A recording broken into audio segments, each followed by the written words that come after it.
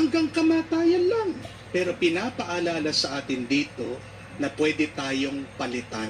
Do not think so highly of yourself.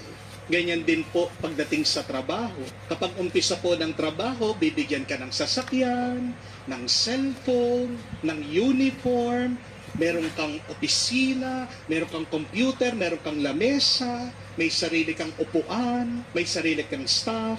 Pero pansin niyo po, sa oras na magkasakit ka at kapag namatay ka, hindi naman po sana, napakadali para sa kumpanya na maghanap ng ibang tao at punuin yung posisyon mo. Amen?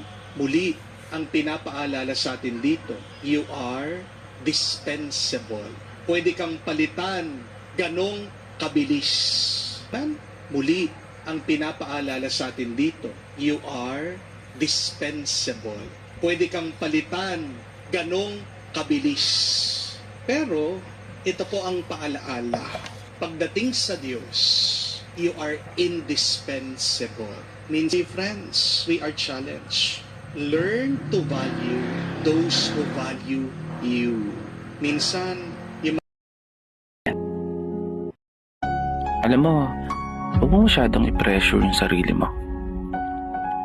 Kasi minsan, sa sobra nating pagmamadali, doon tayo lalong mas nagkakamali. Enjoyin mo lang at maging maingat ka sa bawat takbang. Kalmahan mo lang, mararating mo rin yan. Alam mo, huwag mo masyadong i-pressure yung sarili mo.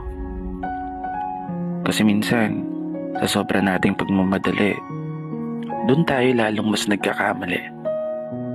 Enjoyin mo lang at maging maingat ka sa bawat takbang. Kalmahan mo lang, mararating mo rin yan. Alam mo, huwag mo masyadong i-pressure yung sarili mo. Kasi minsan, sa sobra nating pagmamadali, doon tayo lalong